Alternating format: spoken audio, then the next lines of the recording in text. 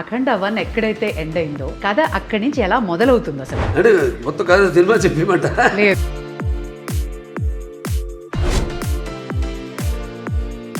అసలు ఆ జార్జియాలో ఆ మైనస్ టెంపరేచర్స్లో మీకు చలనిపించలేదా? ఆకాశమే అంతే. ఇక ఏ మూడ్లో ఉంటాను ఏంటో. ఇండియన్ సూపర్ హీరో అఖండానా? మీరు మా ఇండియన్ సూపర్ హీరో అని అంటున్నారు అందరూ. అంటే మెయిన్గా మనకి సనాతన హైందవ ధర్మానికి మూలాలైన సత్యం కోసం పోరాడి పద్మభూషణ్లు అయ్యారు, భగవంత్ కేసరికి national award and world book of records. గురుభ్యో నమః. ప్రపంచవ్యాప్తంగా ఎంతోమంది అభిమానులతోటి 5 భాషలతో రిలీజ్ అవుతూ అసలు ఆ పేరు తలుచుకుంటేనే గూస్ బంప్స్, ఒక ఎమోషనల్ ఫీలింగ్, బోల్డ్ అని లాంగ్వేజెస్, ఇంత భారీ స్టార్ కాస్ట్, లొకేషన్స్ అండ్ ఒక గొప్ప మెసేజ్తో మన కోసం గ్రాండ్గా రిలీజ్ అయిపోతున్న చిత్రం అఖండ తాండవం, December 5th. మరి ఈరోజు మన అభిమాన నటులతోటి ఈరోజు మాట్లాడుతున్నాం. Akhanda team is here. Balakrishna గారికి నమస్కారం. నమస్కారం. ఎలా ఉన్నారు సార్? బ్రహ్మాండంగా ఉన్నారు. Hi Samyuktha, how are you doing? I am good. తెలుస్తుంది ఖచ్చితంగా విడుదల కాబోతుంది, ఎలా ఉంటుందో ఆనందం.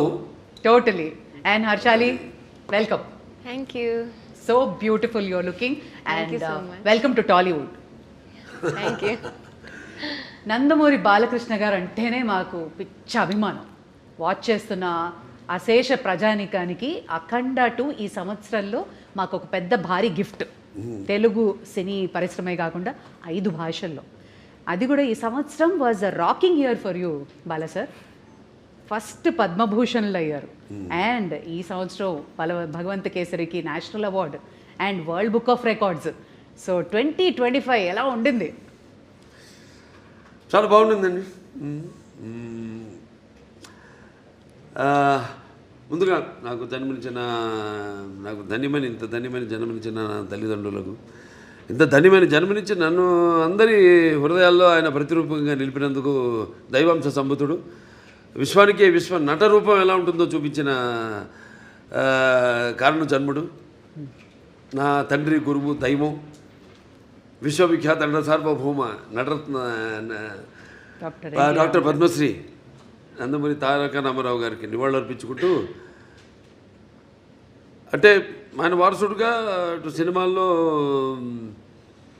ఆయన మరబడిని ముందుకు తీసుకెళ్తూ అటు అన్ని రకాల సినిమాలు, అటు పౌరాణికాలు కానివ్వండి, జానపదాలు కానివ్వండి, సాంఘికాలు కానివ్వండి, సైన్స్ ఫిక్షన్స్ కానివ్వండి, ఇటువంటివన్నీ కూడా ముందుకు తీసుకెళ్తున్నందుకు చాలా సంతోషంగా ఉంది.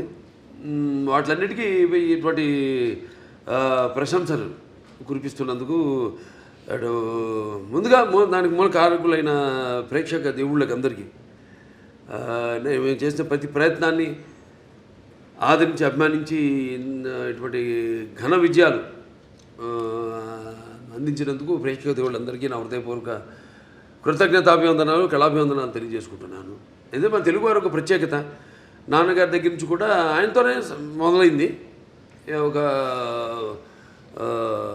కొత్త రకపు సినిమాలు అందించడం, ప్రయోగాత్మక చిత్రాలు ముందే ఊహించి, అంటే ఒక 10 ఏళ్ళ ముందు ఎలా ఉండబోతుందని ఊహించి అటువంటి ప్రయోగాత్మక చిత్రాలు ఆయన మొదటి నుంచి చేయడం, దాని ప్రజలు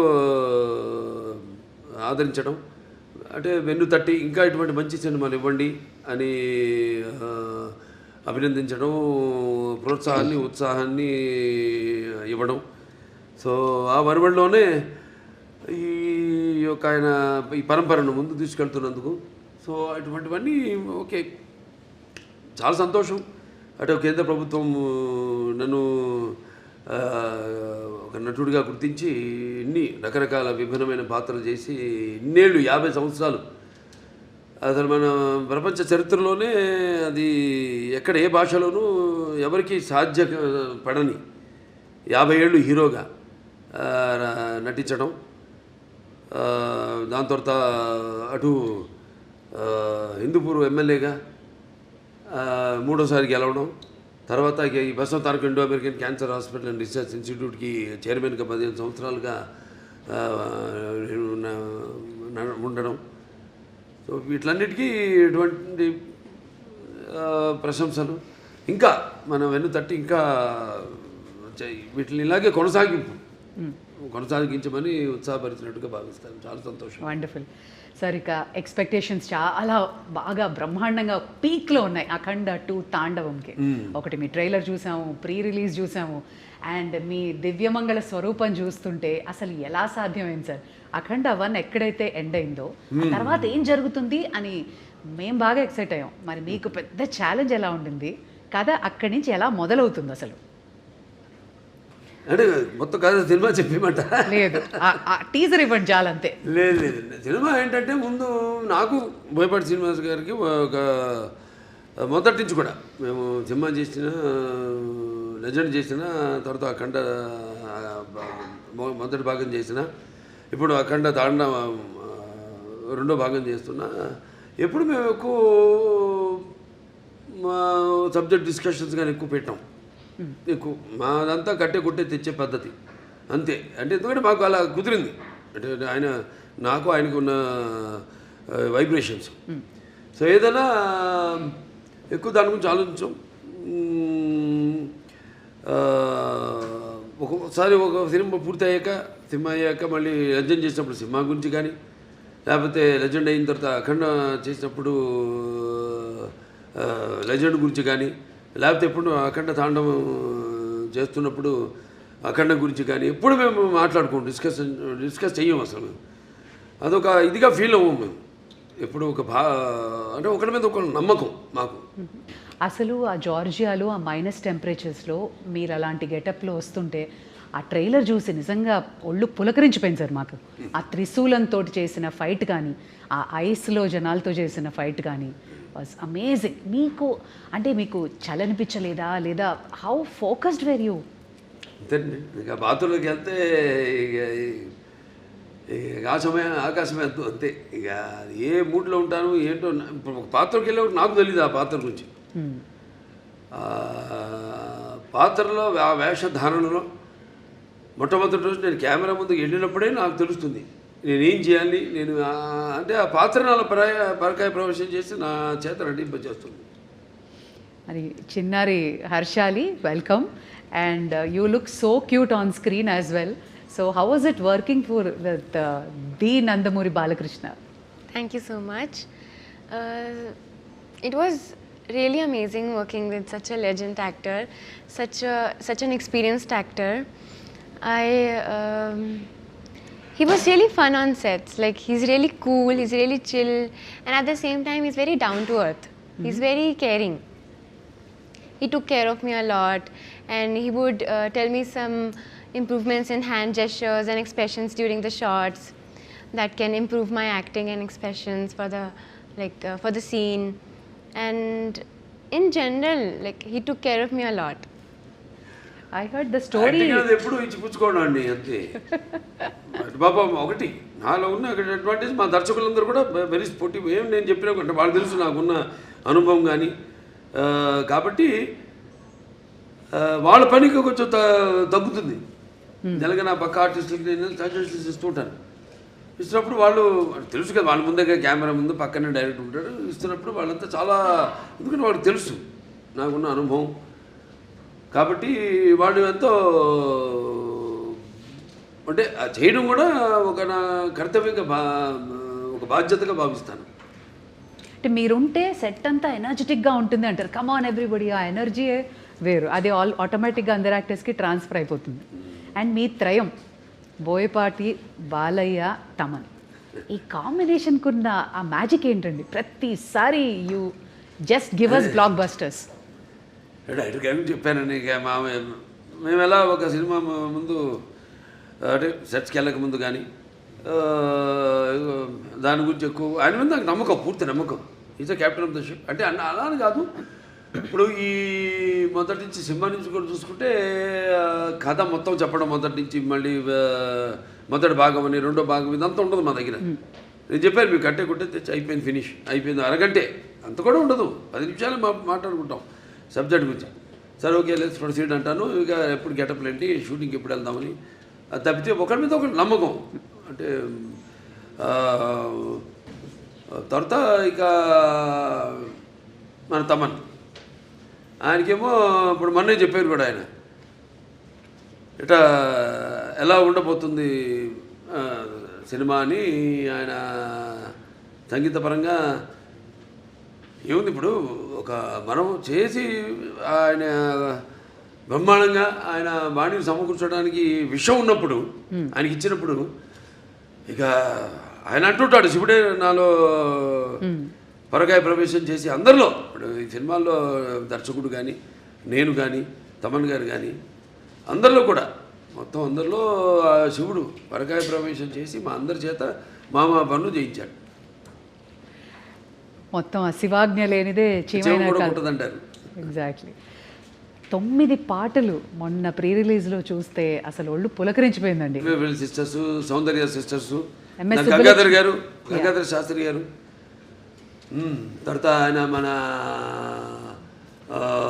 ఇప్పుడు మన శ్రేయ ఘోషల్ గారు కానివ్వండి, లేకపోతే ఐశ్వర్య కానివ్వండి, అందరూ చాలా అద్భుతంగా వాళ్ళ గాత్రాన్ని అనుభవించారు. అలాగే సాహిత్యం, అద్భుతమైన సాహిత్యం. అక్కడ మన కాసర్ల శ్యామ్ గారు అయితేనేమి, లేకపోతే మన కళ్యాణ్ చక్రవర్తి గారు, ఇంకా శర్మ గారు, వాళ్ళంతా అద్భుతంగా సాహిత్యాన్ని వాళ్ళు పదాలన్నింటినీ, ఎందుకంటే ఇది పదాల యొక్క సమ్మేళనం.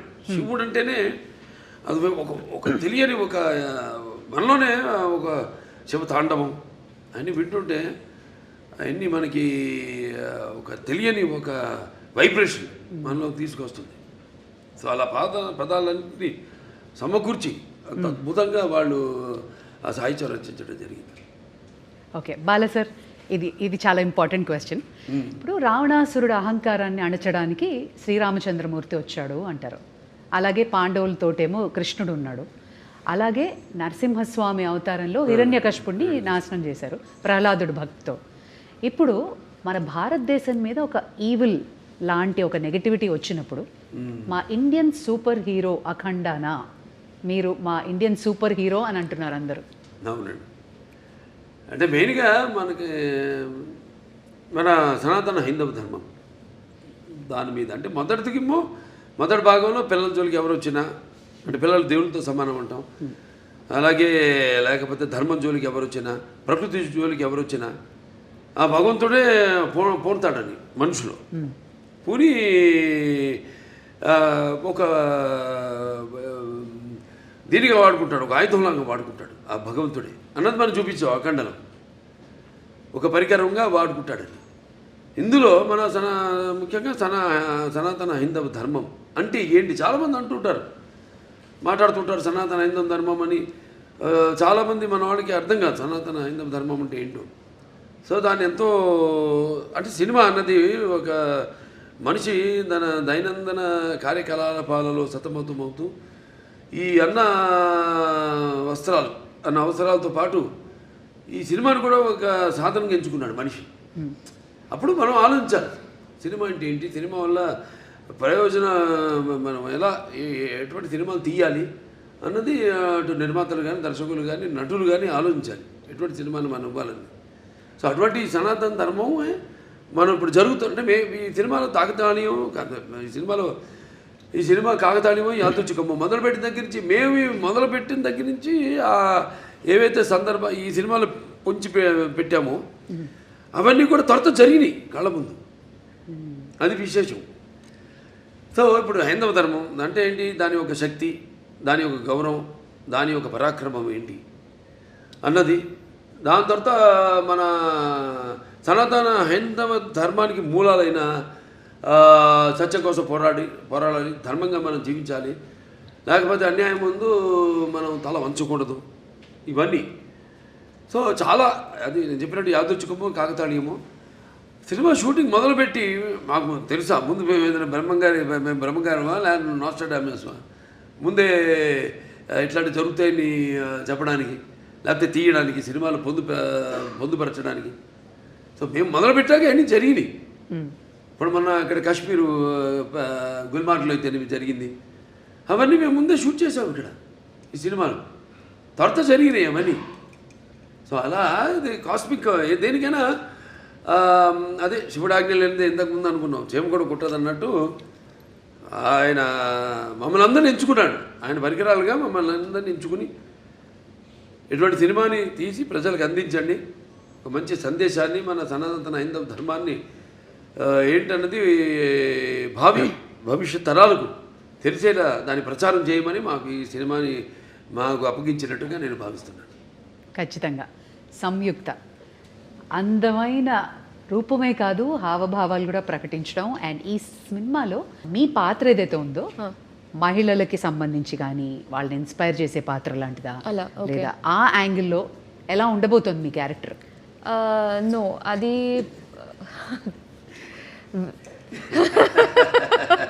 అందంగా ఉందని పాట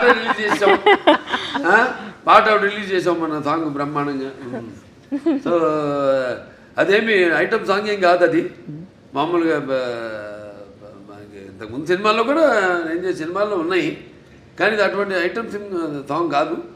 ఇది ఒక సందర్భానుచితంగా ఆ సినిమాలో వచ్చే ఒక మంచి ఒక ఆహ్లాదకరమైన వాతావరణంలో ఒక పుట్టినరోజు పండుగ జరుగుతున్న సందర్భంగా వచ్చే పాట అది. నైస్. ఇది డైరెక్టర్ గారు ఎలా రాశారంటే, నా క్యారెక్టర్ గురించి నేను ఏమైనా చెప్తే అది స్టోరీ లైన్ నేను చెప్పాలి. ఓకే, అది ఇలా అవుతుంది ఇలా అవుతుంది ఈ సీక్వెన్స్. సో నాకు ఒకటి ఏంటంటే my character will come in a very very strong important sequence in this film. So కొంచెం సర్ప్రైజింగ్ ఫ్యాక్టర్ ఉంటుంది. I'm looking for his expression because if I don't know if I don't want to reveal anything స్టోరీలో ఉన్నది. కానీ ఒక surprising మూమెంట్లో ఒక surprising factor లాగా my character will come and will be very different. నేను ఇలా ఒక క్యారెక్టర్ ఇట్లాంటి ఒక సీక్వెన్స్ నేను ఇప్పటివరకు నేను చేయలేదు. అబ్సల్యూట్లీ. ఇలాంటి సినిమాల్లో కొంచెం డివైన్ ఎలిమెంట్స్ ఉన్నప్పుడు ఏమైనా రెఫరెన్సెస్ తీసుకోవడం, హోంవర్క్ చేయడం లాంటి జరిగిందా? No, fortunately, I don't have to do any extra homework for something related to this. I mean, because that's something that's part of my life. So just because I'm doing a film, I don't have to do an extra homework because this is part of my life. ఇప్పుడు నేను వేరే ఏమైనా ఒక police character అట్లాంటి ఏమైనా చేయాలంటే నేను homework చేయాలి దాన్ని బట్టి. But this is like I was very excited. First of all when this movie first part release అయ్యేప్పుడు I was just entering Telugu cinema. So మనం కొంచెం అలా ఆలోచిస్తే విల్ బీ లైక్ పెద్ద హిట్ అని తెలుసు అప్పట్లో. And when we know that ఆ హైప్ ఆ టైంలో రిలీజ్ అయిన తర్వాత ఆ హైప్ అవన్నీ చూసి మనం అనుకోలేం కదా, కొన్ని యూనో ఇయర్స్ తర్వాత మనకి కూడా సెకండ్ పార్ట్ వస్తే మనకి ఒక క్యారెక్టర్ మంచి క్యారెక్టర్ ఉంటుంది. Will not think all that. So అలా ఆలోచిస్తే that in the bigger picture it all feels good and nice. Exactly, I was about to ask. First చూసినప్పుడు అఖండ చూసినప్పటికీ అందరికీ అసలు ఒక యూఫోరిక్ మూమెంట్ వచ్చేసింది సార్ని చూసి. అవును. సెకండ్ పార్ట్లో నేను ఉంటానని మీకు అనిపించింది అప్పుడు? అసలు ఎలా మనం ఆలోచన కూడా లేదు. See so it was a surprise. First of all నేను నాకు ఈ కాల్ ఈ క్యారెక్టర్ ఎలా యాడ్ చేశారు because in the first part there is a different heroine and then how that is transitioning. So I'm not we are not paired in this movie. So I play a very important character. So ఆ క్యారెక్టర్ని ఈ స్టోరీలో ఎలా blend చేశారు ఇవన్నీ చాలా ఉన్నాయి ఈ మూవీలో. ఐ వాంటెడ్ టు ఆస్క్, మనకి దేవుళ్ళ కథలు ఇవన్నీ తెలియాలంటే అమ్మ నానమ్మ అమ్మమ్మలు వీళ్ళే చెప్తారు, మీకు అలా ఎవరైనా చెప్తారు? ఓకే, సో మా చిన్నప్పుడు మా తాతగారు use to tell me stories. కానీ మా అమ్మమ్మకి ఒక్కటే ఒక స్టోరీ తెలుసు, Hiranyakashipu. So she use to do this. ఎప్పుడు నేను అడిగినా but I use to have listen to that, I'm not exaggerating, some 500 times. అదే కదా, అదే కదా. She only knows one poem she used to tell me, and this Prahaladudu. And then she used to make that into a child, అంటే ఒక చిన్న పిల్ల. నేను చిన్నప్పుడు how she used to say is in the story they'll ask, no, is he inside this pillar? Then so my amma used to be it like, is he there in the fan? Yeah. Is your God there in the fan? So ala marchkuni she used to tell that story anamata.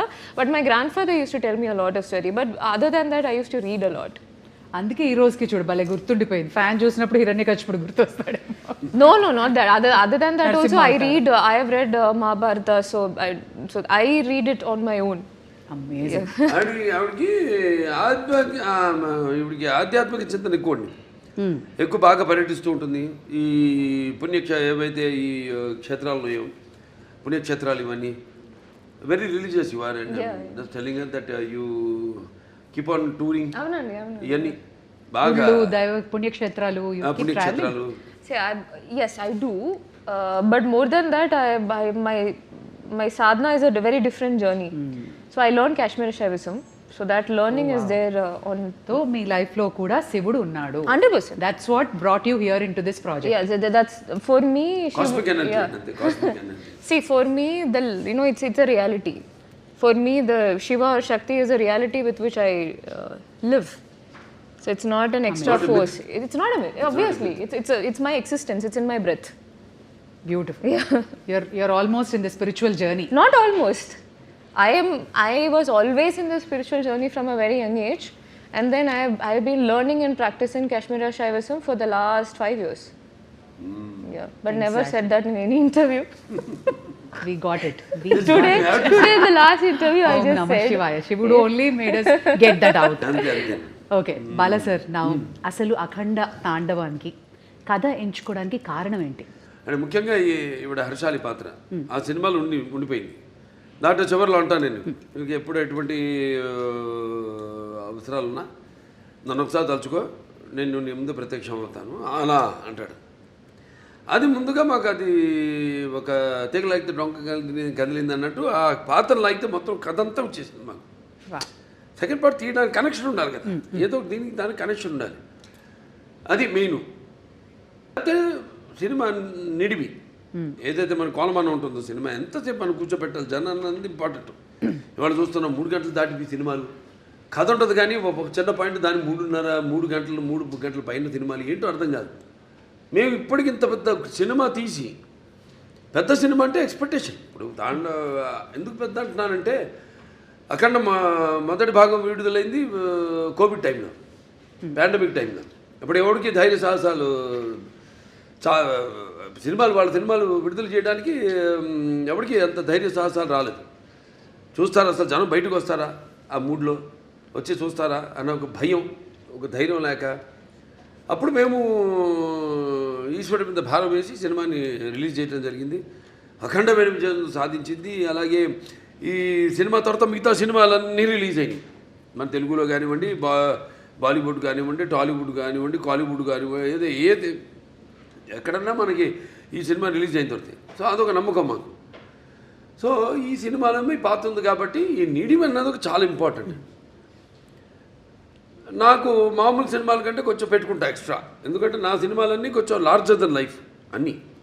ఈవిడ ఎలా వచ్చింది మళ్ళీ ఆ సినిమాలోకి అంటే ఈ తండ్రి దగ్గర రావడం, దాంతో అఖండతో పెద్దనాన్నతో ఎలా ఈవిడికి అంటే ఎలా కలవడం జరుగుతుంది, అందులో ఈవిడ పాత్ర ఏంటి, ఇవన్నీ అంటే చెప్పినట్టు ఇప్పుడు మూసునంత వరకే. ఒకసారి తెరిచేసామా అంతే, మొత్తం అంతే కథంతా మీరు చూస్తారు. సినిమా థియేటర్లో చూస్తారు. అంటే ఖచ్చితంగా ప్రమోషన్స్లో కానీ, ట్రైలర్లో కానీ, ప్రీ రిలీజ్లో కానీ మాకు అర్థమైంది, ఒకటి బలంగా సనాతన ధర్మం, ఒకటి ధర్మరక్షణ, అలాగే పేట్రియాటిజం, మన దేశాన్ని పరిరక్షించుకోవడం, అలాగే ఒక తల్లి ప్రేమ, మదర్ సెంటిమెంట్ కూడా బలంగా కనబడుతుంది. ఇంకా ఏం ఎక్స్పెక్ట్ చేయొచ్చు?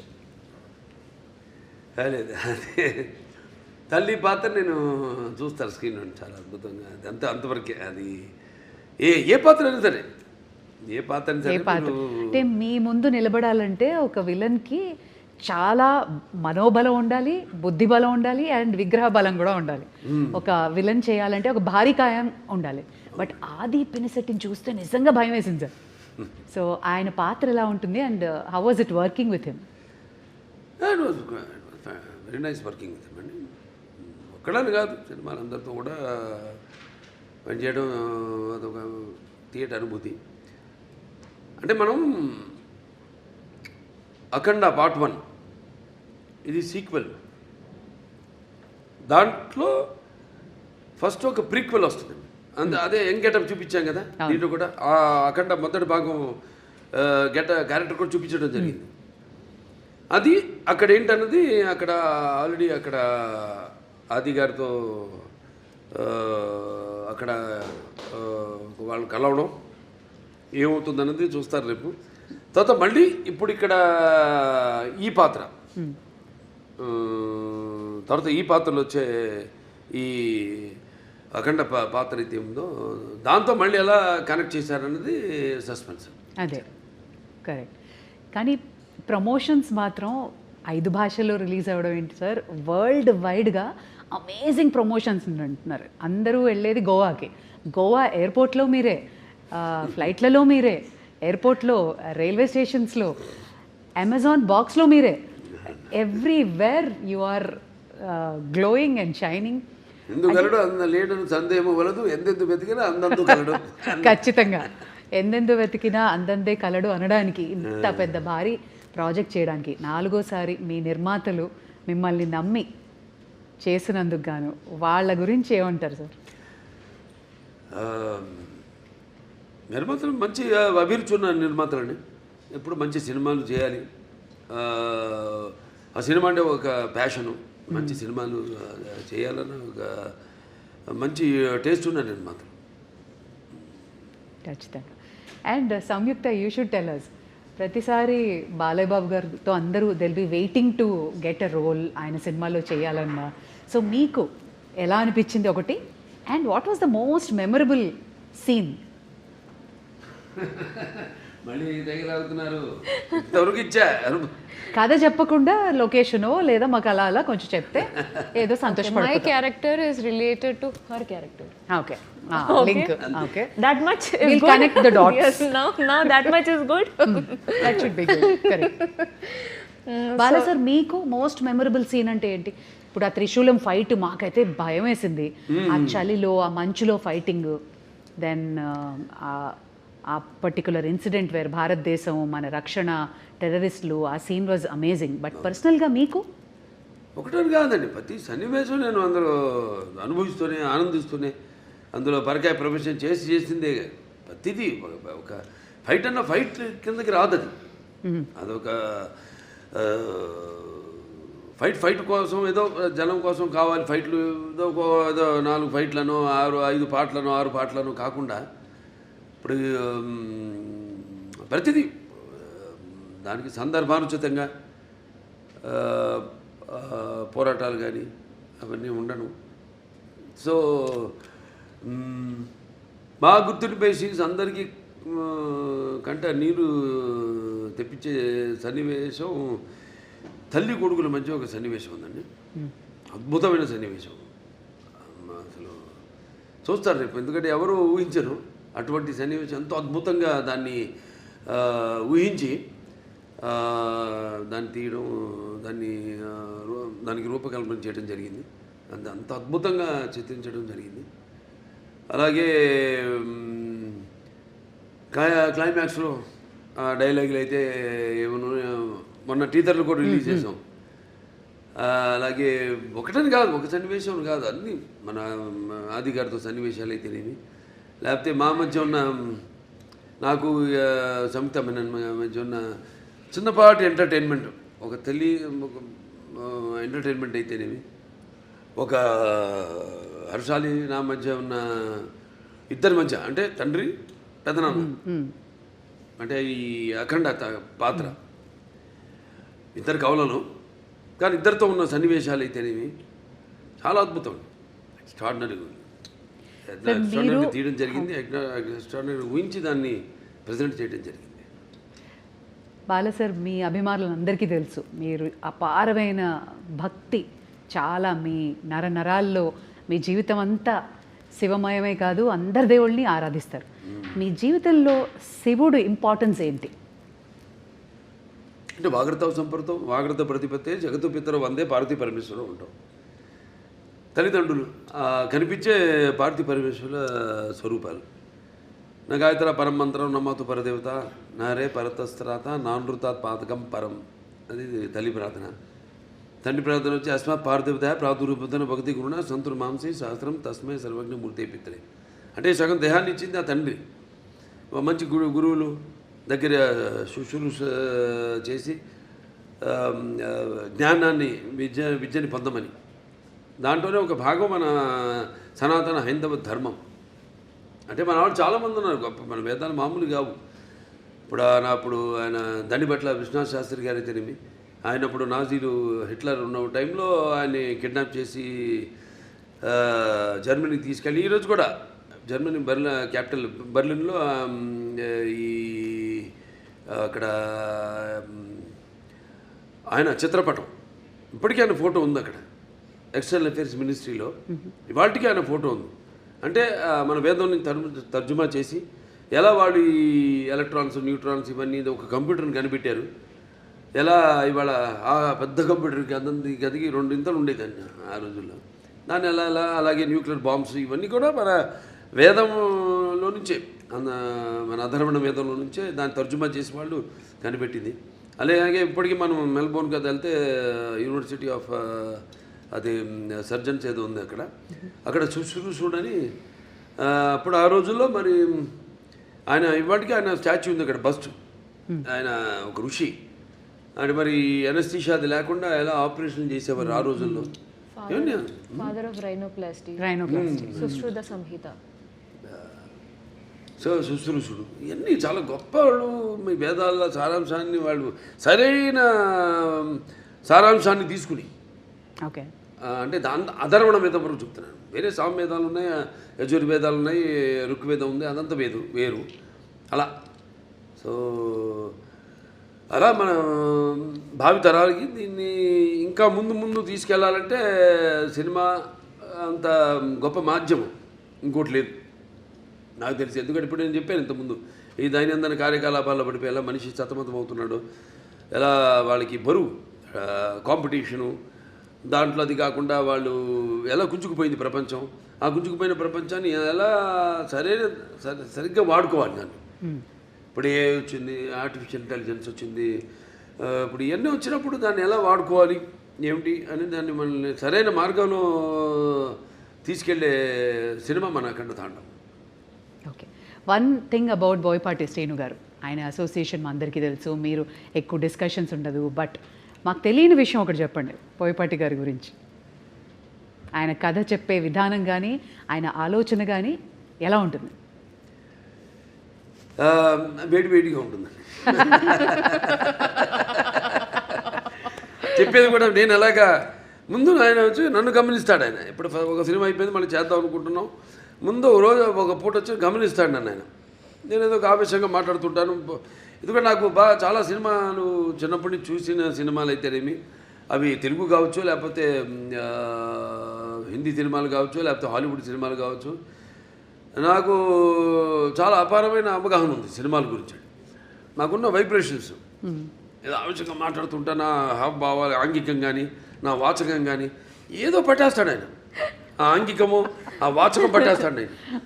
మీ బాడీ లాంగ్వేజ్ బాగా తెలుసు, బాగా ఆయన తెలిసినంత ఎవరికి తెలియదు. పట్టేస్తాడు ఆయన దాన్ని, పట్టేసుకొని దాని నుంచి ఒక కథ వచ్చేస్తుంది మాకు. అంత ఈజీ మాకు కథ చేసుకోవడం అనేది. దాని గురించి ఎక్కువ డిస్కషన్స్ మళ్ళీ అంతా ఉండదు. మీరు కన్విన్స్ అయిపోతారు ఆయన చెప్పిన దానికి. ఇక మొత్తం కథ చెప్పడం ఆయన నాకు అసలు ఎప్పుడు మొత్తం కథ విన్న సందర్భమే రాలా నాకు. మొత్తం కథ విన్న అసలు సందర్భమే రాలా నాకు. ఇది ఇట్లా అనుకుంటున్నా బాబు అంటారు, ఒక వేడు అంటాను, వెళ్ళిపోతామండి ముందుకు వెళ్ళిపోతాం. ఇంకా ఎప్పుడు నెక్స్ట్ షూటింగ్ ఎప్పుడు, గెటప్లు ఎప్పుడు, టెస్ట్ షూటింగ్ ఎప్పుడు, అంతే. అంటే ఆయనలో కూడా బాగా ఆవేశం ఉంది. మరి వచ్చేది ఎక్కడి నుంచి, పెద్ద కాకాని. అదే పక్కనేమో ఈయనున్నాడు నరసింహస్వామి. అక్కడ వాళ్ళంతా మళ్ళీ అసలు ఒకప్పుడు మనకు తెలిసింది పల్నాడంతా ఒకప్పుడు శైవులు. వాళ్ళ అదే నాగమ నాయకుడు కానివ్వండి, నాగమ నాయకురాలు బ్రహ్మనాయుడు గారు కానీ, అవన్నీ ఆ గడ్డ నుంచి అక్కడి నుంచి వచ్చాడంటే ఆయన ఆవేశం ఉంటుంది. మాకు బాగా కుదిరిందండి ఆ పొంతన మా ఇద్దరికి బాగా. ఆయన కూడా నాలో ఎంత ఆవేశమో అంత ఆవేశం ఉంది ఆయనలో. అదే ముఖ్య కారణం. ఎప్పుడెప్పుడు అని ఎదురు చూస్తున్న మీ అభిమానులు సో మీ ఫ్యాన్స్ అందరికీ అఖండ తాండవం రిలీజ్ సందర్భంగా చెప్పదలుచుకున్నది ఏంటి? వాళ్ళు చెప్తున్నాను, నేనేం చెప్పనండి. అంటే ఫ్యాన్స్ అది ఎప్పుడు ఏంటంటే సినిమా అన్నది ఒక భాషా తేడా భేదం కానీ ఇవాళ మనం పాన్ ఇండియా ఇది ఒక తెలుగు పరిశ్రమకు సంబంధించిన సినిమా కాదండి, ఇది యావత్ భారతదేశపు ప్రజలకు సంబంధించిన సినిమా అఖండ తాండవం అన్నది. సో ఇవాళ ఈ సనాతన ధర్మం ఉన్నది, సనాతన హైందవ ధర్మం ఉన్నది. నేను చెప్పాను, మేము ముందు అనుకున్నంత చిత్రీకరించడం పూర్తయ్యాక అన్ని జరిగినాయి సన్నివేశాలు ఏమి జరుగుతున్నాయో వాటికి ఎలాగో అంత కాస్మిక్ కనెక్షన్ అంటాం. సో అలా ఈ యొక్క సినిమాని వాళ్ళు ఎప్పుడు ఒక భాషా భేదం కానీ సినిమా అంటే ఒక ఏమంటాం భాషా భేదం కానీ లేకపోతే ఆడమ్మగా తేడా కానీ లేకపోతే పండిత పామనాది పట్టువిడుపులు కానీ దానికే దారిద్రాది తారతమ్యములు కానీ దురభిమానులన్న అడ్డ గోడ ఉండదు ఇటువంటి సినిమాలు. నేను చేసిన ఏ సినిమా అయినా సరే, ఎందుకంటే నాకు అదృష్టం వరుసగా 4 హిట్లు ఇవ్వడం, అఖండ తర్వాత వీరసింహారెడ్డి తర్వాత నేలకొండ భగవంత్ కేసరి, తర్వాత డాకు మహారాజు, తర్వాత ఇవాళ అఖండ తాండవం. అంటే ఇప్పుడున్న ఈ కాంపిటేటివ్ నాకెప్పుడు నేను అటువంటి ఆలోచించను. ఏ సినిమా ఇవన్నీ నా వాటికి దూరంగా ఉంటాను నేను. ఎందుకంటే నాకు అపారమైన అనుభవం ఉంది. దాన్ని నేను మన దర్శకులకి వాళ్ళకి చెప్పడం, నెక్స్ట్ మళ్ళీ మొదలు పెడుతున్నా. మల్లేని గోపిచంద్ గారిది ఆల్రెడీ మనం ముహూర్తం చేసాం. సో నాకు అదృష్టం, అది చేసుకుంటూ వెళ్తున్నాం. ఇంకా డెఫినెట్గా ఇంకెన్నో ఉన్నాయి కథలు. ఏదైతే ఇప్పుడు నా సినిమా కథలు ఎలా ఉంటాయంటే పంచపక్ష పరమాన్నంలాగా ఉండాలి. ఏదో కట్టె కొట్టే తెచ్చేలా కాదు, అది ఓకే చేసే వరకు కట్టె కొట్టే తెచ్చే ఆ తర్వాత ఉంటుంది చాటంతా కథ.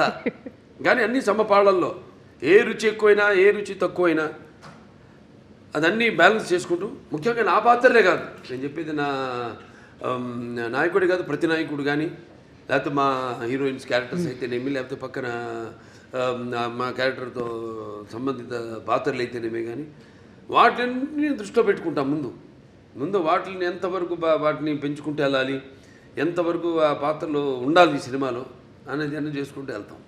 Amazing sir. మరి ఇక అఖండ తాండవం అఖండ విజయాన్ని సాధించాలి అని, అలరించాలి అని, అండ్ ఈ సినిమా నుంచి మేము కూడా నేర్చుకోవాల్సినవి చాలా ఉండి పాటించాలని కోరుకుంటున్నాను sir. Wishing you all the very best. Thank you. Thank you so much sir. Thank you.